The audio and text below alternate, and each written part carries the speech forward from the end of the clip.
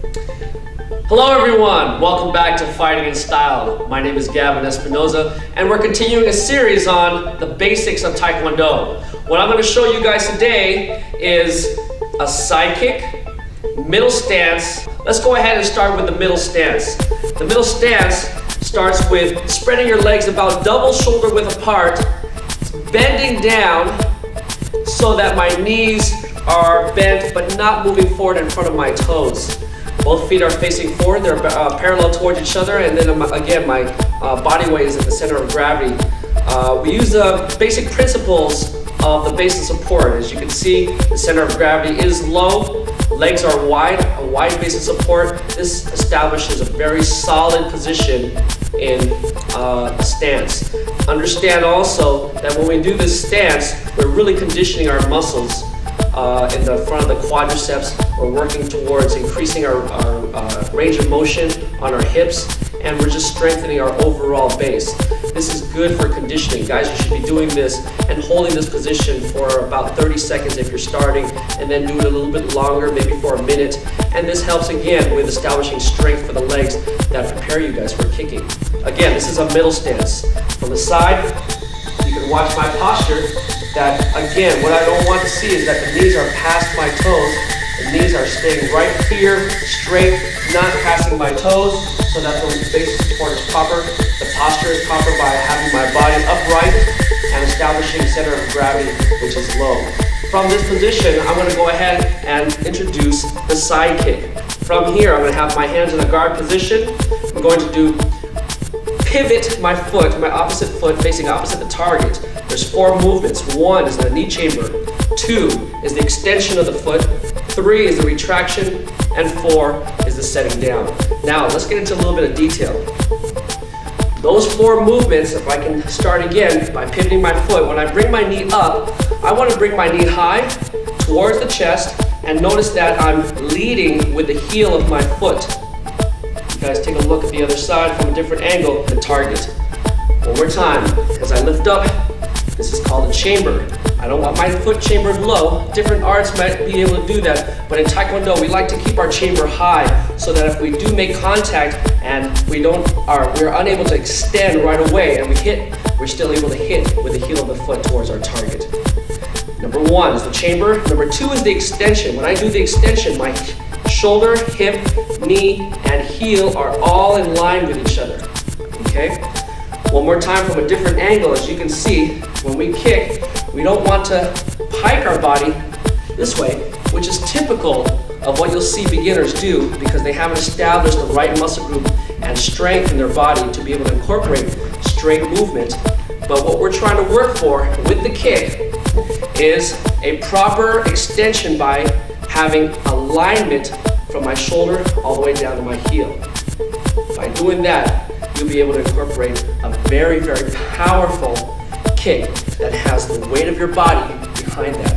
And we know that putting weight behind that kick incorporates overall power, okay?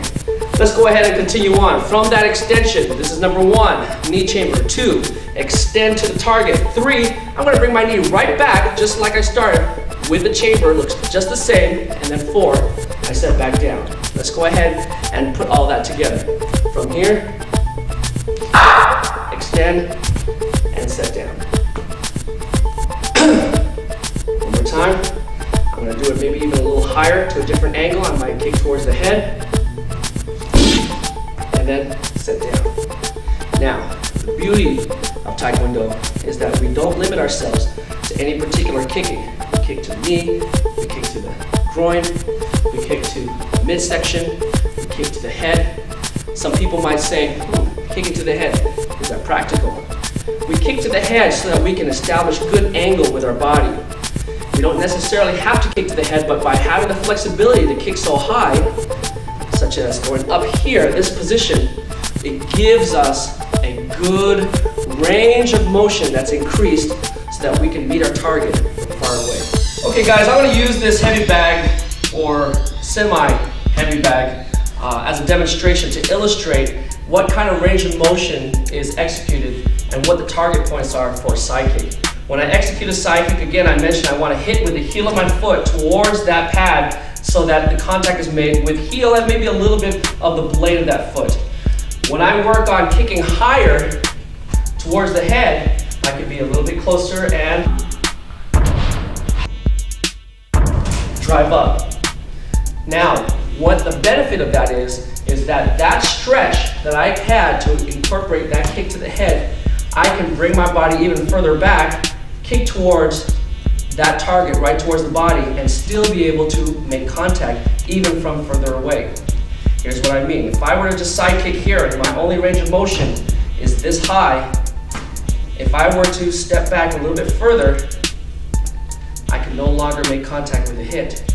But with the flexibility that I have to kick to the head, now I can kick to the body because of that increased flexibility and range of motion.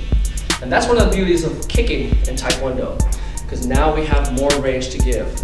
Now guys, I want you guys to practice at home doing these side kicks with those 4 movements and making a linear motion and movement forward, okay? I'm gonna look at my target or my imaginary target so that my body is shaped properly and my eyes are focused at that target, and then drive all those 4 movements of that side kick. I sit down in front of me and I'm gonna step up again. Now notice that when I step up, I'll step either together with my foot for you beginners, or if you think that you have the ability to drive that power through, I'll step even behind me and drive again and set down. I want to do that down in a line. This is really great exercise and conditioning for the muscles. Set down and set down. Once you've done that a few times, go ahead and work on the other part of the body, either by going the opposite direction or just changing legs. From here, chamber, and drive through, set back. What I want you guys to pay attention to as well is after you kick, don't get lazy guys. I said 4 movements. 4 movements is not this and setting down. I've seen you beginners before. Typically this might be something that you might start with. So after those 4 movements, you feel really good and that back and low butt starts hurting, that probably means that you're conditioning the correct muscles and you're doing a great job with that side kick. All right. Well guys, that finishes our segment of Fighting in Style, the basic Taekwondo column for all you beginners out there. Practice hard, have a lot of fun, and we'll see you at the next column of Fighting in Style. Thank you very much.